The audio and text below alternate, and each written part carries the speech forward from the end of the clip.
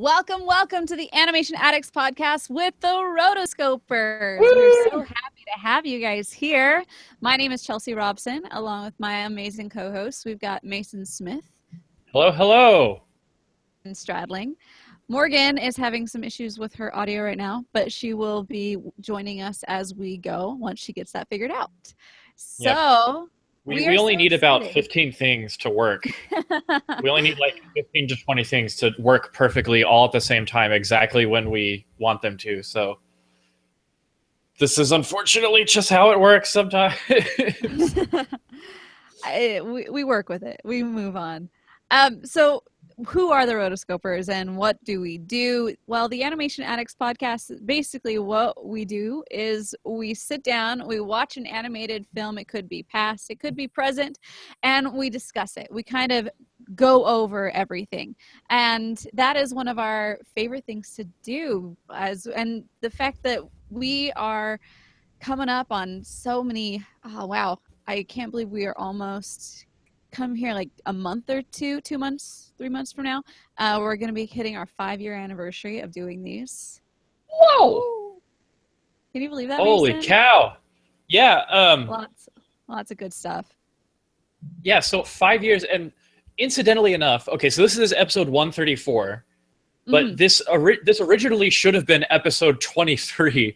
Yeah. Because way back when we first started the podcast, like when I was still living in Utah, like before I had transferred down here, we wanted to do Finding Nemo, and for some reason, I think I couldn't make it, and we were like, well, this is like a Pixar film, and so we don't want Mason to not be there. So I think y'all went ahead, or maybe y'all got contacted by Bill Farmer, but at any rate, episode 23 was the Bill Farmer interview, which I highly recommend. It's one of my favorites to listen to over and over again.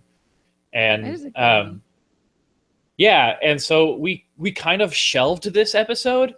And so this week, while we were getting like the doc ready for what we want to talk about on this podcast episode, I just copied and pasted something that we wrote like almost 3 or 4 years ago.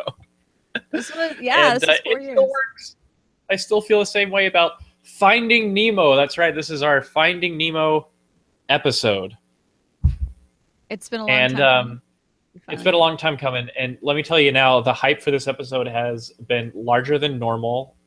We've got, I think we've gotten the most voicemails that we've ever gotten for a single episode. And unfortunately, we couldn't play them all. We could only play a few. But yeah, super excited. Pixar, Finding Nemo. It doesn't get much better than this. So let's just dive right in. Where'd you going? Guys, this was Andrew Stanton. And Leon Critch. Leon Critch, original story by Andrew Stanton. So they could very well have titled this Andrew Stanton's Finding Nemo. I hate when they do that. Tim Burton's The Nightmare Before Christmas. It's like, oh, his Nightmare Before Christmas. I thought this was the other guy's. Anyway. Well, I think that just goes under the byline of Tim Burton. He's like, no, my name needs to be on this. So, incidentally enough, we just came off of another Andrew Stanton movie. We did, yeah, we did. So go check out our Wall-E episode.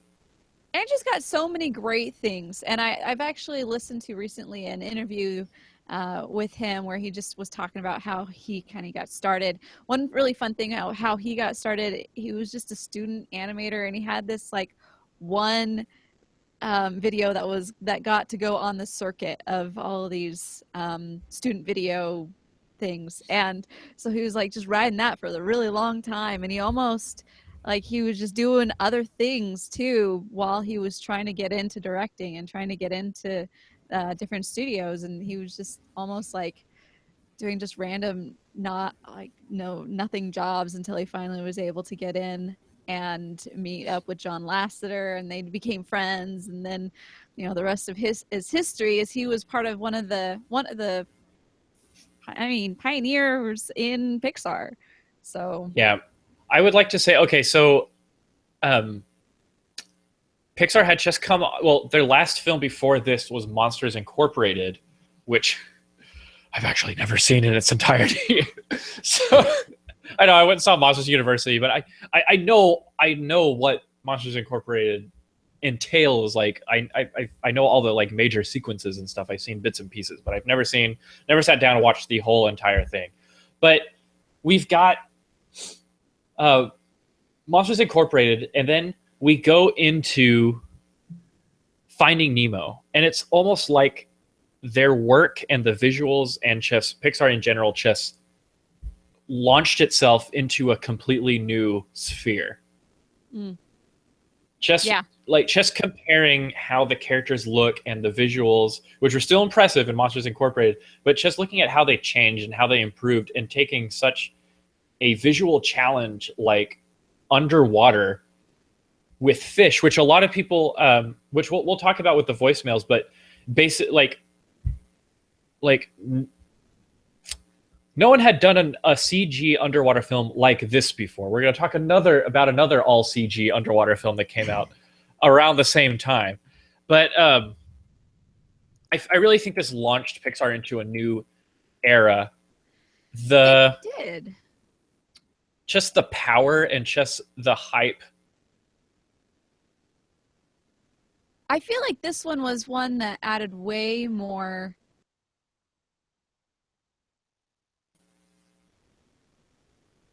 Sorry, there's a delay. Oh, sorry. I feel like this Finding Nemo was one that just added so much heart to it. Not that like Bug's Life didn't have heart, but this one was. It hit home with so many people.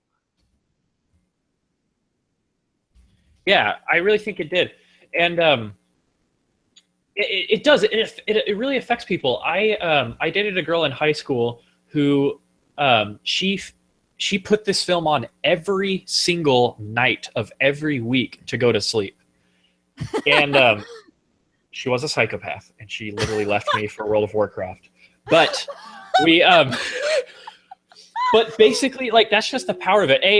I don't agree with putting I don't agree with putting in a film to fall asleep. I can't, because I can't do it. I put a movie in front of me and I'm like, I can't fall asleep. There's a movie playing right now. I don't know what I'm going to do when we have children and we're like, oh, how do we get them to go to sleep? I don't know. Put on Finding Nemo. I'm going to be like, you can't just do that. Like, I want them to watch Finding Nemo. But anyway, so there's that whole thing. But just, I think it's because this is like a feel-good movie in that by the time the film is all said and done, everyone feels pretty dang good about themselves.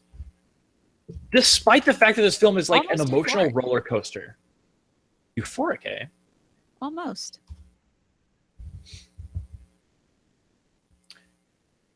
Yeah, I can't tell if it's just a giant delay or what. No. Sorry.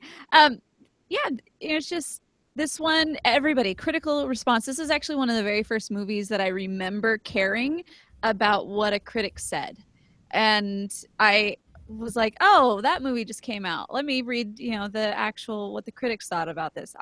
This wasn't something that I normally did when I was, however old I was when this came out. And in 2003, correct? Yeah, this is 2003. Yeah, so like late 2003. It was, yeah, and I just remember reading it, and the person who wrote it was just like so enamored. No, not really. Not late. With it.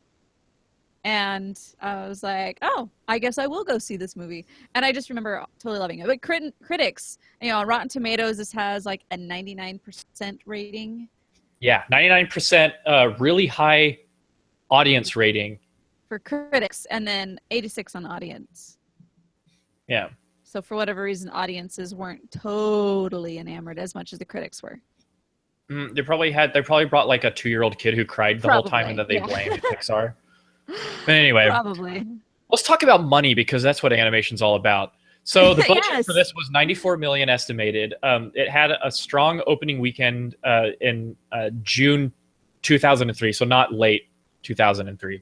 Opened at over 3,000 screens at over 70 million. As of today, if you look on Box Office Mojo, the worldwide gross for Finding Nemo is 940,000. No, No, 940. 940. Sorry, reverse. 940,335,536. That's a lot of money, and they're about to hit the billion mark. I guess I don't know how that works. Do they just need to do more re-releases in theaters? They had the 3D version, so I don't know if that counts in it. And I think that's one of the reasons why we were thinking about doing this back in as number 23. Because they were going to do the 3D version. Morgan and I had just left the 3D version. We're like, oh, we might as well do it. I really liked the 3D version. I thought that was really cool. Yeah, give me a report on that. I never got to watch it. I saw a couple of I saw the 3D Tarzan and the 3D... No, I saw 3D Lion King and 3D Beauty and the Beast when they did the re-releases. Okay. So the Finding Nemo re-release in 3D, I enjoyed it. One, because it was one of those movies that I hadn't seen in a really long time, and I kind of forgot why I liked it. But also just the fact that it did a fantastic job of engrossing you into the screen without doing gimmicks. You know how they had that era where anything in 3D is like, I'm gonna get you, like hand coming through, whatever. And I just felt like you had all these speckles just popping up, and it was, you just felt like you were there, and it was very much enveloped you there, and I was very impressed. I did hear a story once that as they were bringing it out of the archives, I think you were telling me about this, Mason. Yeah, and I think I heard it from an actual Pixar employee. Maybe it was Chris Horn. Probably was, but tell it. Well, yeah, they basically, so when they did the re-release, it was obviously several years after the initial release, and they didn't initially render it to be 3D. So they basically had to go into the film and essentially re-render it in stereoscopic, which I had a buddy who worked in I have a buddy who worked in California and did some stereoscopic stuff. So it's essentially, you know how our eyes work. It's two slightly different perspectives that give the illusion of 3D space. And so they basically had to render both eyes, basically, so that you can put on the 3D glasses that adjust them to where they converge. So they basically had to re-render the film.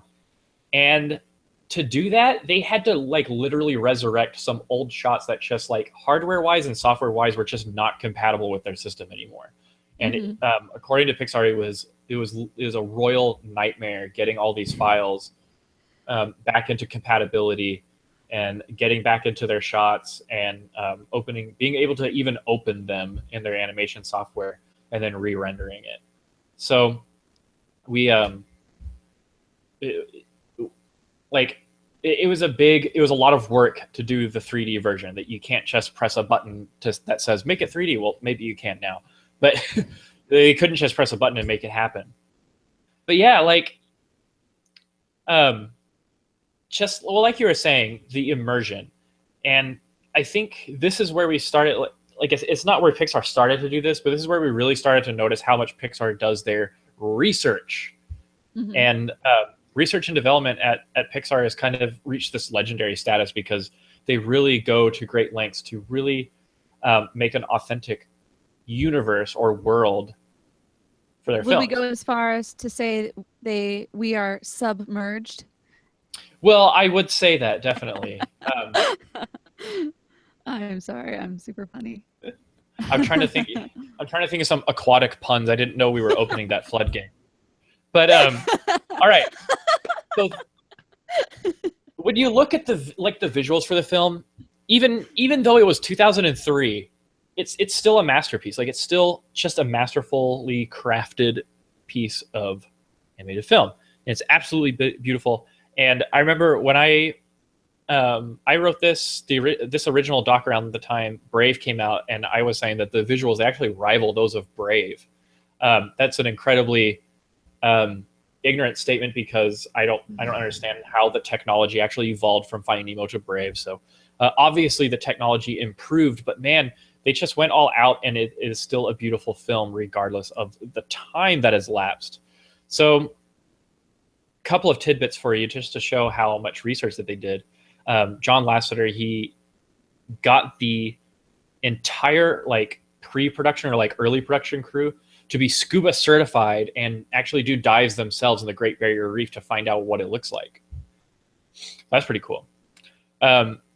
With the lighting and things like water particles and distance fogs and stuff like that, your typical render time for one frame of animation was up to 4 days. Now that's split out between their entire render farm, but basically that means like if one of their machines put out one frame of the film at 24 frames per second, up to 4 days. Oh my gosh. And that's crazy. And you've got all their water particles, like the little floaties that go in and out. And then they researched how animals move. So Pixar's really cool because they're cartoon characters, but they grounded them in a real world context. So like the turtles, they swim like a sea turtle would. And the sharks, they have a sense of weight and mass about them that sharks have. And then the smaller fish, they kind of dart around. And they even did stuff like the constant underwater ambient noise. Like even when the characters are silent, you can still hear the low rumbling of the open ocean. So all of that stuff really really enhances the film and really creates this underwater world. And it's so naturalistic. Like what's so interesting is when you compare this to other animated films with fish. And I'm just going to go here. Shark Tale came out in 2004. It was DreamWorks. It was like Ants and Bugs Life all over again. And it's just interesting to analyze the difference in world establishment between Pixar and Shark Tale. Let's analyze. Okay, let's analyze. So you saw Shark Tale, right, Chelsea? I did, yes. It's like I've seen Shark Tale, but I haven't seen Monsters Incorporated. I'll admit, I have talked to artists at DreamWorks who confess that like Shark Tale was a stinker. So I won't be offended if other people say that. I do believe it's inferior to Finding Nemo. I still think it had cool things going for it. It was just interesting how, like they did with Shrek 2, they went very pop culture with it. Of course, you can't not do that when you have a comedy with Will Smith in it, I suppose. And they had stuff like that humans would do. Like they had restaurants and they had car washes and they had like appliances and they had buildings and stuff like that. Whereas Finding Nemo, everyone's naked and they're it's one of those everyone's naked films.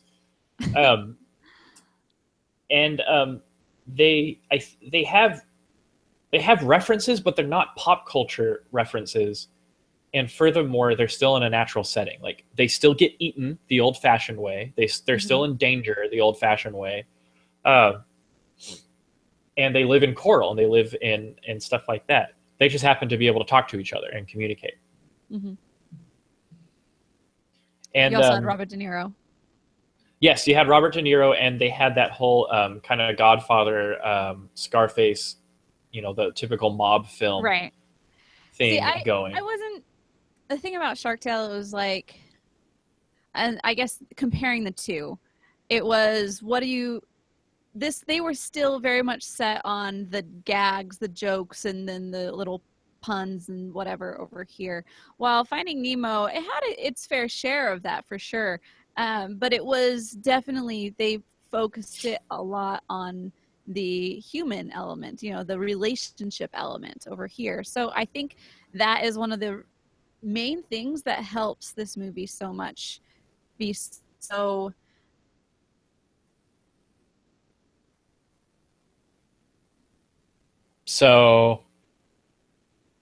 as opposed to being totally about pop culture, I guess. Oh, okay. Hold on. Apparently, and we're back. We're back. This is take 2. Morgan must not leave or do anything. But yeah, let's see. Let's see if we can get a link going. Oh, I already closed the other chat, so they're on their own. She already added the link into the other chat. So, but as far as we were basically talking about how much we love this movie and the difference, I ended off by saying that I liked the difference between the fact that in Shark Tale, they really focused a lot more on the puns and the random, like just funny guy type humor, and then over here with Finding Nemo, it was a lot more relationship based, even though it did have quite a bit of funny moments. Yeah, yeah, and I think the funniness is I hate to overuse this word, but kind of timeless. Like it's not dependent on the early 2000s, which were awkward enough. Like, why do we want to go back to that kind of pop culture? Yeah. Anyway, so yes, you almost can't even compare the two. But then you've got well, Morgan can still interact with people in the chat room. She can go be our chat hound.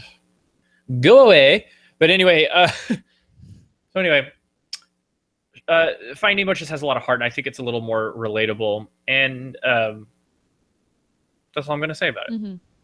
Now, characters.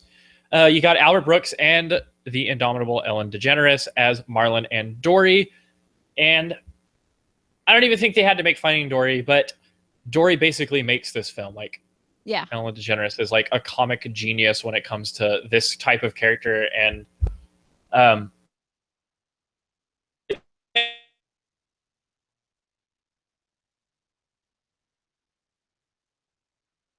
who remembers long-term memory that she saw him, but can't remember anything short-term memory. So enter in the fantastic hijinks that brings. Hijinks galore. I really liked Ellen's performance in this. I felt like she was, and I think everybody felt like that. Yeah, you're right, Mason. This was her movie. You know, that it was Finding Nemo, but it was, everybody came away with the breakout character was Dory, because she was the one that added so much heart to it. Out of the two, she's the only adult that shows real emotion. You know, well, you have, I mean, Marlon does. She does, has her own arc, definitely. Yeah, Marlon does. His arc is very interesting. I like how when they were deciding on how to do this, how to do Marlon's arc, it was, at first they thought, okay, we'll put the Barracuda scene somewhere in the middle. Like, you have to work up to it. For you, he'll be like remembering things, and you'll figure out why he's such a jerk as you go along. But then they're like, yeah, this just doesn't work. Like, you just really don't like Marlon. And so that's why they're like, no, yeah, let's put that at the very beginning, so right away you understand why he is the way he is, and then let the rest of the story and how his change in learning to let go, learning to kind of be free with it, with his relationship with his son, and also with Dory as well, with like all the people that he loves. He ends up putting this idea of, I'm going to lose you, and so you think you can do these things, but you can't. And I felt like the way they switched it around was just perfect. Well, they really let you, it's good that they had that kind of flashback at the beginning of the film, because then you understand why Marlin freaks out when Nemo goes to the reef, why he tells him he thinks he can do these things, but he just can't, why Nemo says that he hates him, and leaving that open leaving that unresolved for when Nemo gets taken by P. Sherman, and or taken by the dentist guy.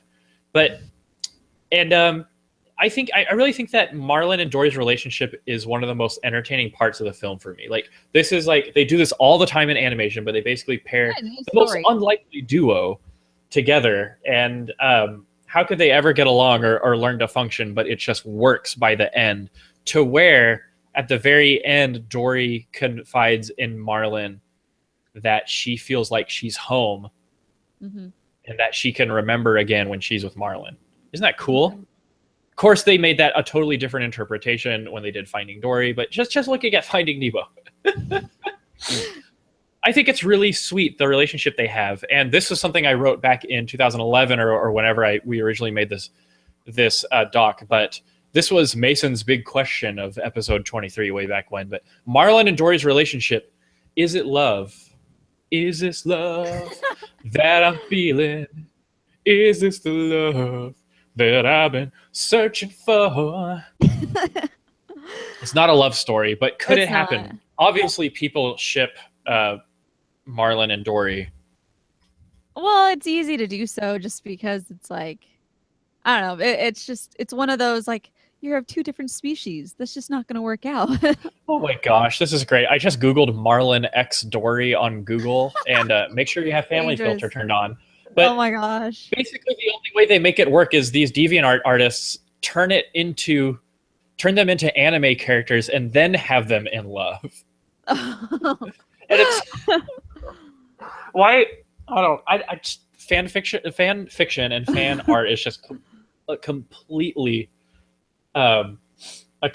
different realm for me. So we're seeing a lot of people saying basically, no, it's platonic. Like it's obviously it is love, but it's familial love and not romantic love. But I don't know. I don't even think I think the film is naturalistic enough so that I think the universe will not allow for interspecies romance in the Finding Nemo world.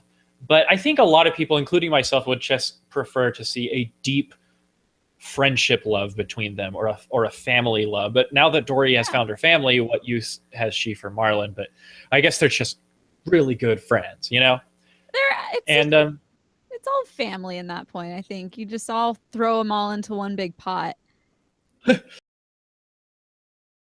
And here we are. We are live one more time. Hopefully this is the last time. The great and final round of Finding Nemo, round 3. And let me see if people are already on the chat. They are. Okay, good. We're back! And now I am the Rotoscopers admin account. Anyway. So, okay. I can't remember what we were talking about. Anyway, I think we only have time to discuss the scenes that we really like and then go into voicemail. Because honestly, it's been an hour and we need to figure out these technical difficulties. So, Chelsea, favorite parts of Finding Nemo, go. Oh, okay. Obviously, one of my favorite parts was the sharks. The sharks is always one that I've always been like, that's really funny.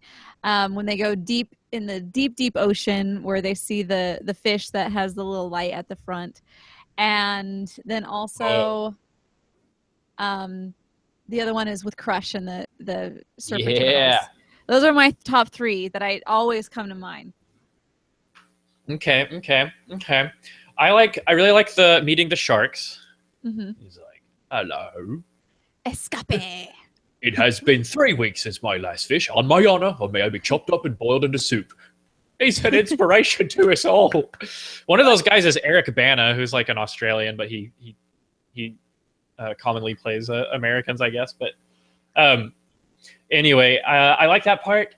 And then I remember the anglerfish, glowing fish, the anglerfish scene from the teaser. Remember when that was just the teaser trailer? Yeah. Are you my conscience? Yes. I'm your conscience. How are you? We haven't spoken in a while. Can't complain. Or I just like what he's like, Dory, can you see anything? Ah, somebody's touching me. That was me. I love it. I remembered it again. And then I like the part in the whale is the saddest part, so it's not my favorite. And then Turtle Talk with Crush. Do you remember Turtle Talk with Crush? Has anybody been to Epcot and done Turtle Talk? Yes. Like where the kids sit around and he's like an AI that like talks back to you. Those types of things are so creepy to me because there is somebody around that's like talking and saying, yes, I you with think it's the like striped shirt. And you're I just think like, it's voice. what? It's like voice to voice or something. I don't know how they do it. It's just Disney magic, I suppose. I thought it Yeah. was like automated like an AI to where if he doesn't understand something, it's just like, all right, cool, man. You get to give a totally neutral answer. It's like No, these because kids are gathering around it, and then virtual crush is like, what's your name in the front, little man? And he's like, hola, crush, mi nombre es Makeli. Yeah, a mí me gusta tortugas. It's like, okay, far out. Yeah, okay. Anybody that speaks English here? They got to prepare for that. right, they do. Anyway, does anyone just like mess with Crush on that ride and see if they can like? Yeah. I do remember going to that, but they do have somebody there that's talking through somebody else, or that's talking through like a little microphone that actually has the speech technology. So when sound comes out, like the mouth will open and whatnot. Okay. Because I've seen that before, how those work. Kind of but, like what was it, the Laugh Factory for Monsters Incorporated? Yes. They have something like that where they have these like digital monsters that come up, and basically it's the lip sync matches up with someone talking behind the scenes. Right. That's how they're able to kind of interact with everyone. Yeah. Cool, man. So I always thought that was really fun. It was a cool thing. Let me see. I think the other time is at Disneyland, they actually took out the submarine ride and put in a Finding Dory ride, which I thought I've never liked the submarine ride, honestly.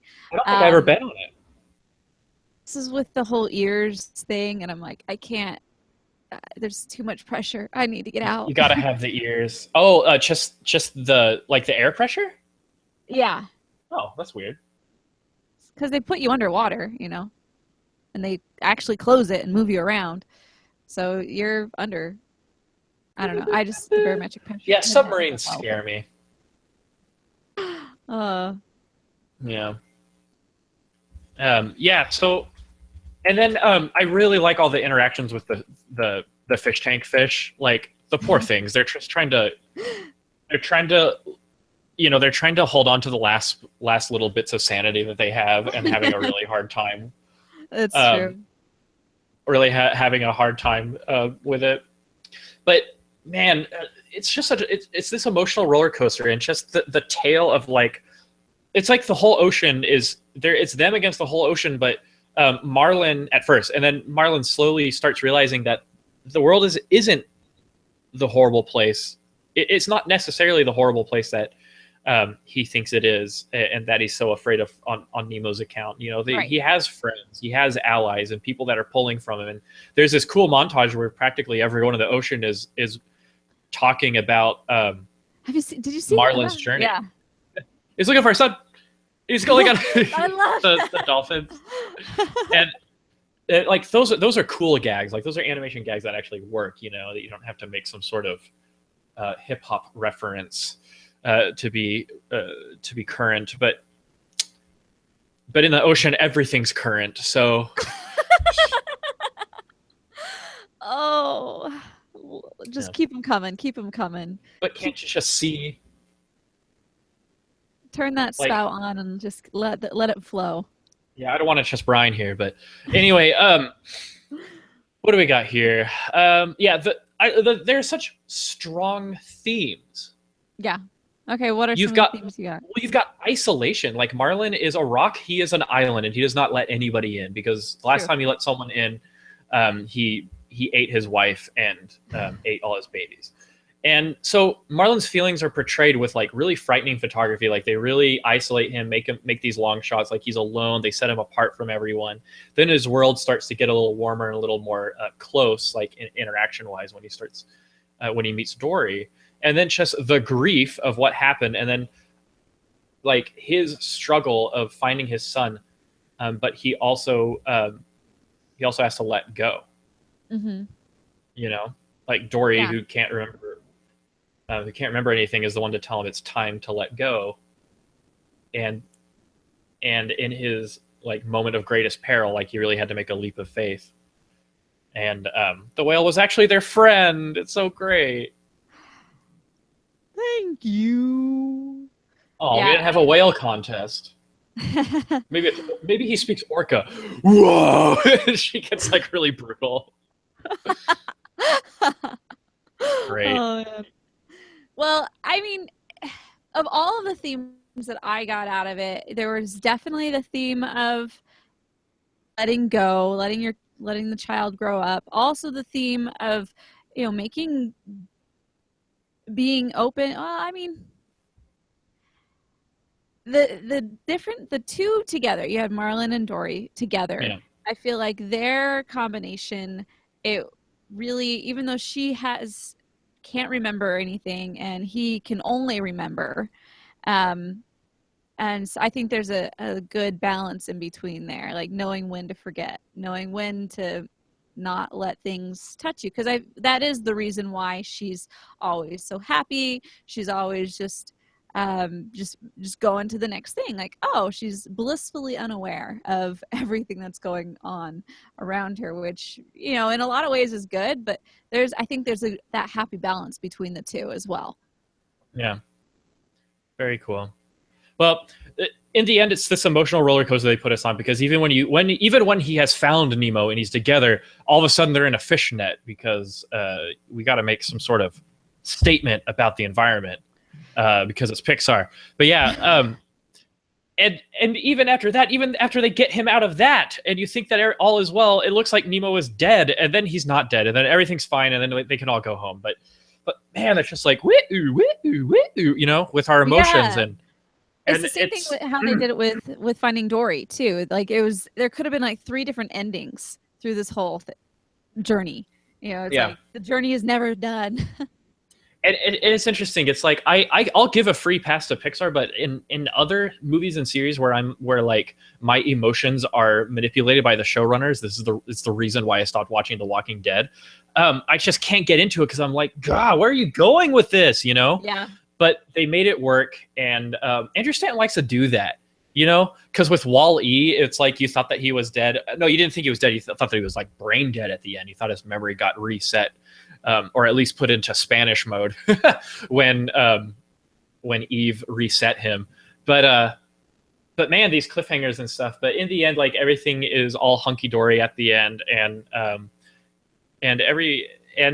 Dory and Marlon they're not like together, but they're all living around each other as family, and it's all good. And at the very end, Marlon can let Nemo go on yet another field trip, and he can be at peace.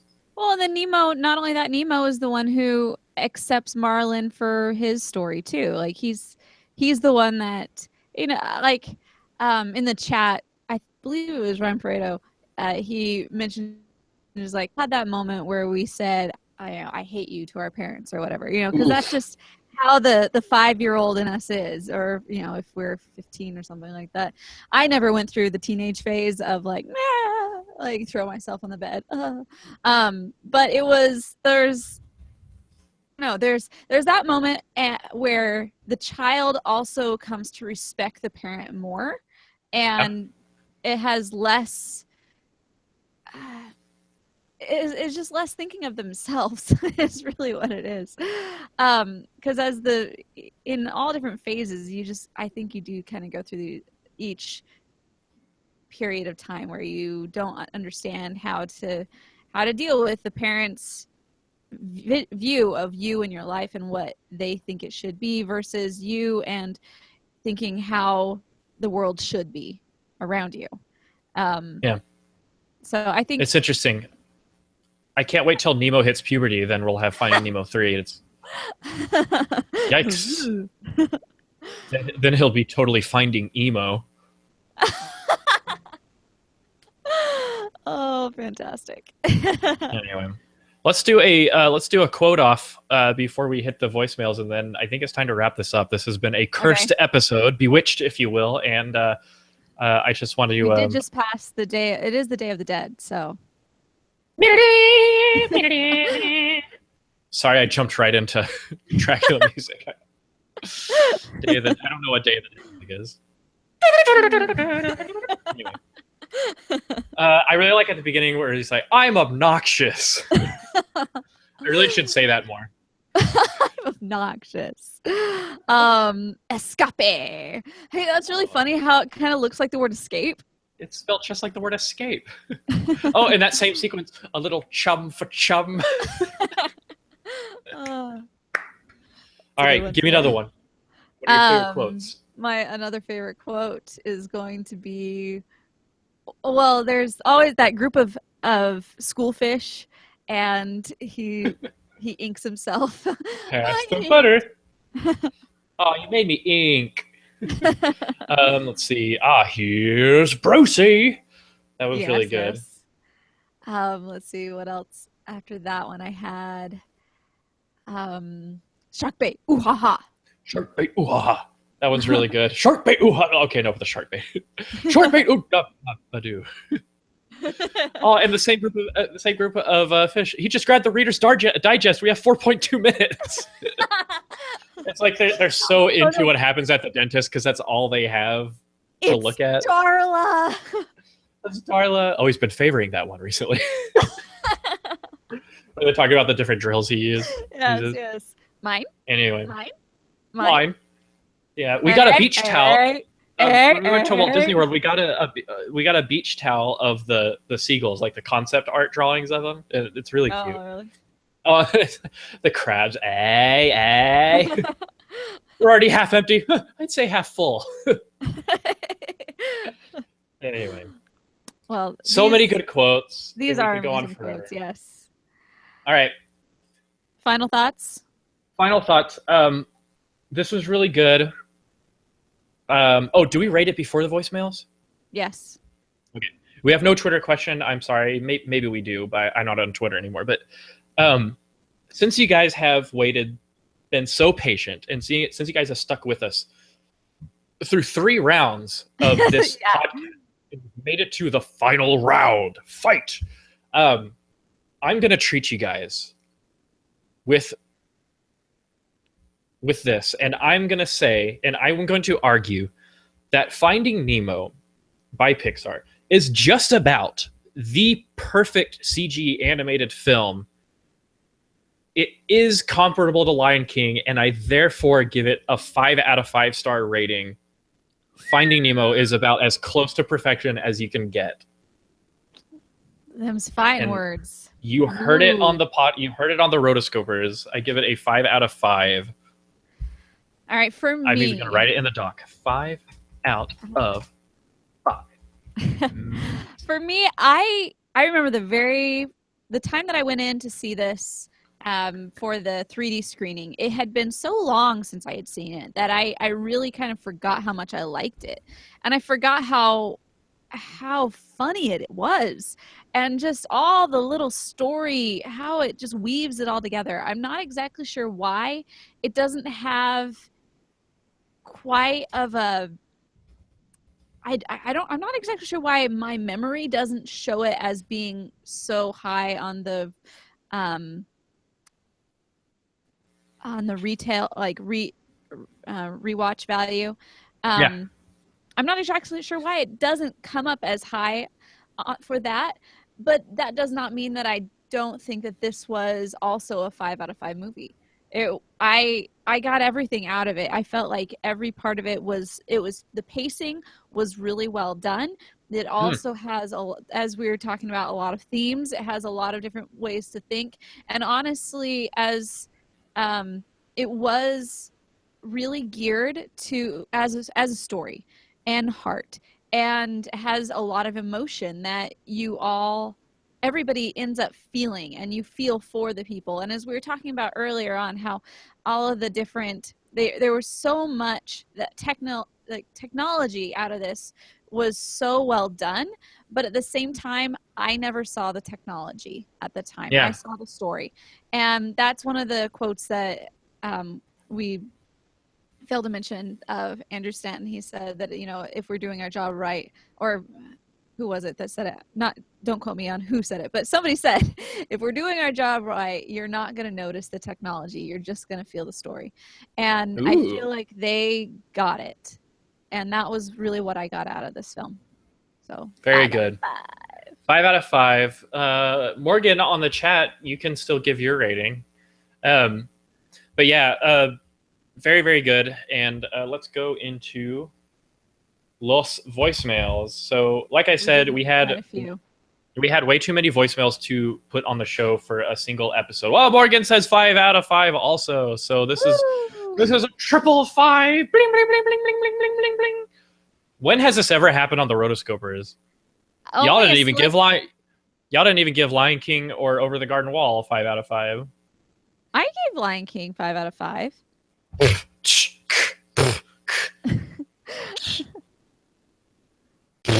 Anyway, let's jump right into 5 out of 5 as well. Oh, did we? Yeah, See, like, if this is your first episode, like, we're not in the habit of just be like, oh, it's the perfect animated film, 5 out of 5, you know, and we're not that flippant. Like, we can be critical and harsh and whatever, but just because we don't give it a 5 out of 5 doesn't mean we loved it too. I've only met one person who said that they hated Finding Nemo, and I was like, ugh. From such turn away, there's something going on there that we don't know about. Anyway, I'm not saying you're crazy if you don't like Finding Nemo. Let's just go to the voicemails, okay? Let's just do the voicemails. Hi, Rotoscopers. It's me, Mystery Man, and I'm leaving a voicemail. It's Mystery Man. Finding Nemo. I think the best thing about this film is that I feel like it does more for parents than it does for children. Like, there is that temptation to like keep your kids inside and like away from the world, but it's better to let them like live life. And I think that's why it's really unique, because I haven't seen a kids film that like it works more for parents than the actual like kid. Keep up the great work. Bye. Okay. Man, Mystery Man, he's so mysterious. Man of mystery. I liked how he said that this really was geared toward the parents as opposed to the children. And I think a lot of Pixar's films are that way. I don't think that's one reason I think we all end up loving them so much is because they appeal to so many sensibilities as opposed to just getting the kids to, you know, sit and watch something. Yeah, this one, it's not like it had adult humor, you know, like AKA Sausage Fest, but it had timeless humor that all ages could enjoy. Right. So, all right, this next one's from Ryan. Hello, Rotoscopers. Ryan Prieto here. Just finished watching Finding Nemo, which just happens to be an incredible film. Looking at this movie from a historical point of view, this is Pixar when it was young and scrappy, still developing the technology and techniques they're using today. You know, Pixar set an entire film under the sea where they would have to contend with the task of animating characters with the rhythm of a constantly undulating water source. And you know what? They overcame that hurdle and put together another amazing film. I would also argue this is when the characters themselves stopped having such a semi-plastic look, which was showcased in Monsters, Inc. just before this. And, you know, this story has some amazing moments where a father must simultaneously find his son and also let him go and grow up. And that offers a lot of narrative texture, which I really like. And, you know, just that scene at the beginning with that barracuda or whatever demon fish it was at the drop-off, where it seems to just be suspended into nothingness, and you know in that moment of calm, there is tragedy on the other side. And that is incredible to me, and how the babies get, oh, I wish I hadn't killed that fish. That's a Homer Simpson Treehouse of Horror reference for you. So happy Halloween. Have a good one. Awesome. Thank you for bringing that Simpsons quote in there. Awesome. Thank you, Ryan. Oh, see, that one just flew over my head. I wish I hadn't killed that fish. This next one is from Tara, who I don't think I've heard her call in before. No, wait, that's not it. Hi, guys. Okay. I clicked on the wrong one. This is Tara. Hi, Rotoscopers. This is Tara. I love Finding Nemo. I've seen it many, many times. I love that it's a father-son movie. I just don't think there's a lot of father-son movies out there for kids that show a real father-son relationship with the dad that's overprotective and the son who wants to do things on his own. I just think it has a lot of those timeless themes that kids and adults can relate to.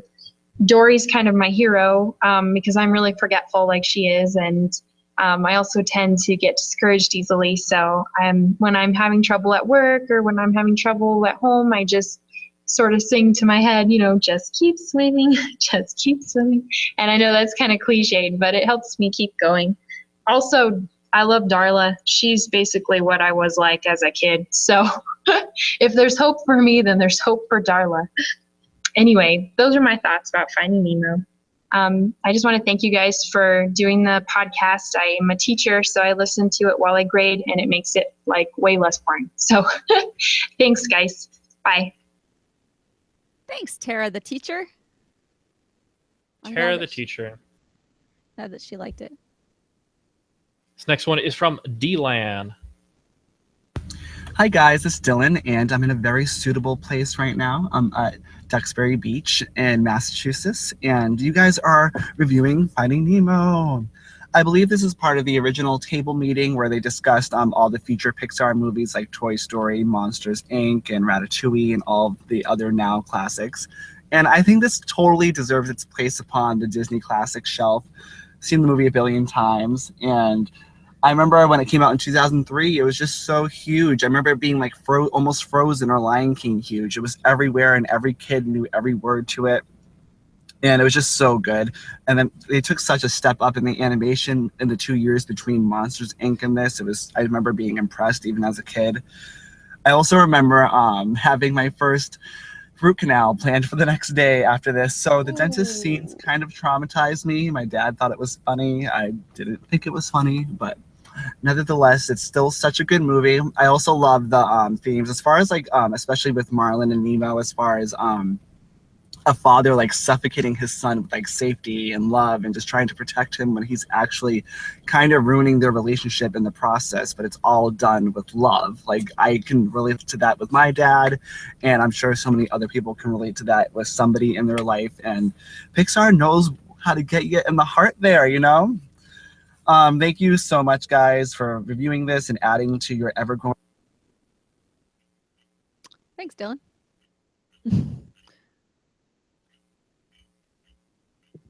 Thank you, Yay.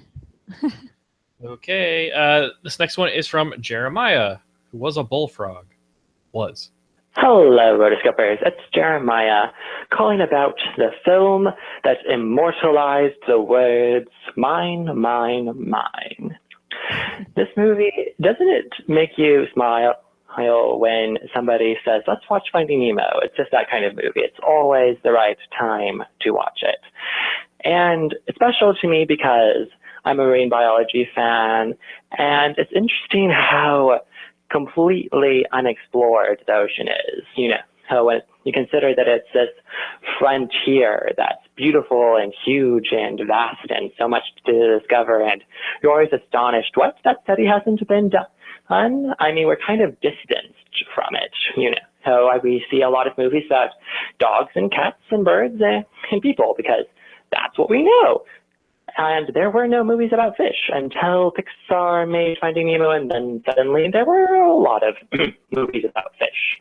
But it's really fun in that it does capture what the ocean is, I think. It's vast, it's beautiful, it's unpredictable, it's diverse, it's weird, and I just love it. And on another note, it's a successful road trip movie. Hey, how often does that happen?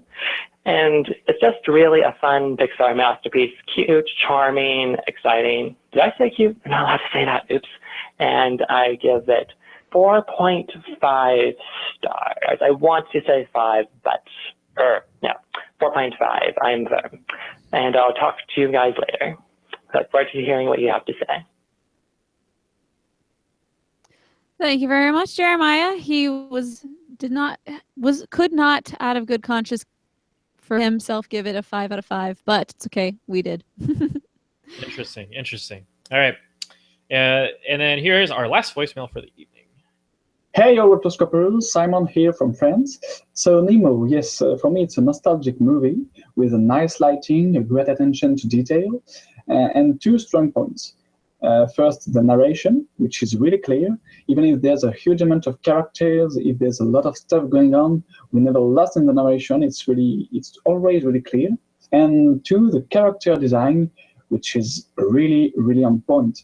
I once heard that in character design, the nose is what gives personality to a face. And unlike humans, mammals, birds, most fish don't have a nose. By playing with mouth, proportions, shapes, they manage to create powerful and appealing characters, like the sharks. Really great. But yeah, the main character, Marlin, is not that much special. I think his face is a bit too average to be remembered. Unlike Dory, which has a really, really lovable face, her stiff eyebrows, freckles, that thing she does with her lips, and her personality, you can't help but love that character. So yes, I had a great time reviewing this movie. It's nostalgic, it has an efficient narration, lovable characters, and an awesome blue sidekick. Bye, guys! Thanks, Simon. Simon from France. That's so cool. We're so multicultural. Simon, thank you for calling in. Beautiful. It's like liquid gold. Anyway, we just want to thank all of... oh, yeah, go ahead. Yeah, no, I liked how he just said that it was great narration throughout the whole thing. I felt like it was, too. The story was very clean. So... Yeah. So we want to thank everyone. We are very sorry for all the people who did not get their voicemails shown today. Yes. Best of luck next time, I suppose.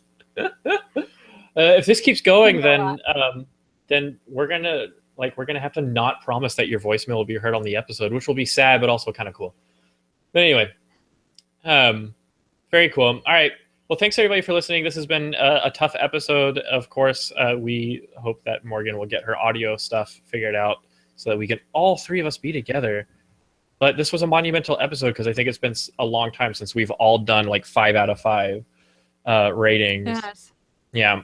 So this is episode 134, right? Yeah. So for show notes, links, and more, you can go to rotoscopers.com/134. And be sure to engage us in social media, like on the site, on YouTube. Like, leave a comment, like this video, please, and tell your friends about us.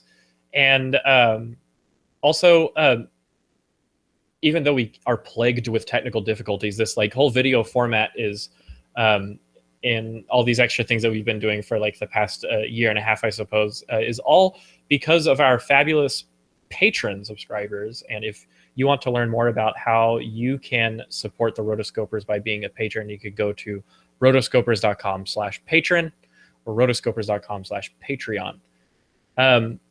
Again, voicemails, you can go to rotoscopers.com/voicemails. And I think if you do it through SpeakPipe online, you can get 1.5 minutes, right? Rather than just calling in. Yeah, either one works, though. Okay. Or you can call 406-646-6575. We still have items in our store, right? We still have T-shirts floating around somewhere. We do still have T-shirts, a couple out there. So if you are interested in one of those, you can definitely check that out.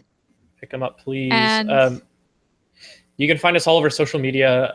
I'm at Mason SMTX on Instagram. I have a blog, and I every semester I tend to post a little bit of school stuff. So you can go to thisanimatedlife.blogspot.com. That is my blog.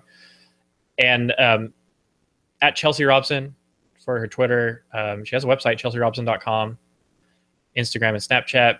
And you can find Morgan Stradling at Morgan Stradling on Instagram, Snapchat, and Twitter. So please connect with us. We love our listeners, and you guys are great. Thanks for listening in, and thanks for bearing with us during all these technical difficulties. Yes. All right, folks. Until next time, we are the Rotoscopers. Have a great day. Right. Okay. Oh, we need a now we title. are going to pick the title.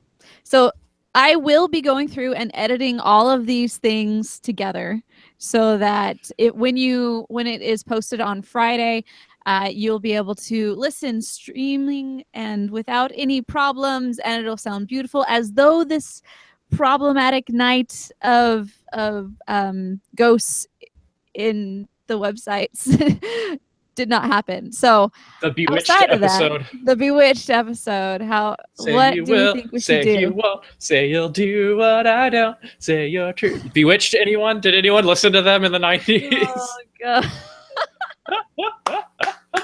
Bewitched, we had their cassette tape, and we listened to them on long trips. That and Hanson, and Aaron Carter, and a little bit of S Club 7. Say lovey, say you will, say you won't. Yeah, Bewitched with the asterisk. Yeah, let's just go to YouTube and I'll leave that song on YouTube.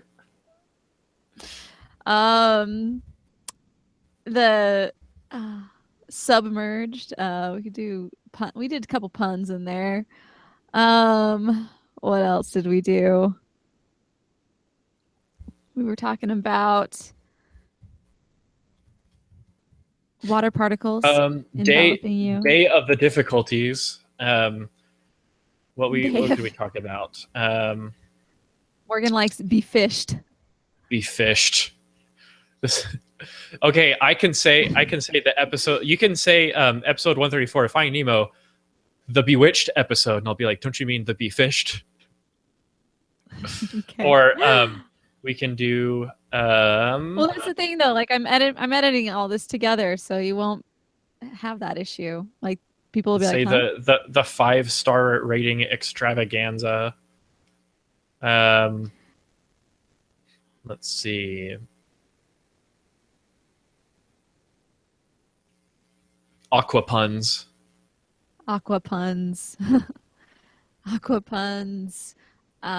Flood. The flooding of aqua puns. Day of the aqua puns. Yeah, I guess we can. I probably will include bloopers for this, so we can do Bewitched. All right. Okay. You're listening to the Animation Addicts podcast with the Rotoscopers, episode 134, Finding Nemo, the Bewitched episode. Don't you mean be fished? All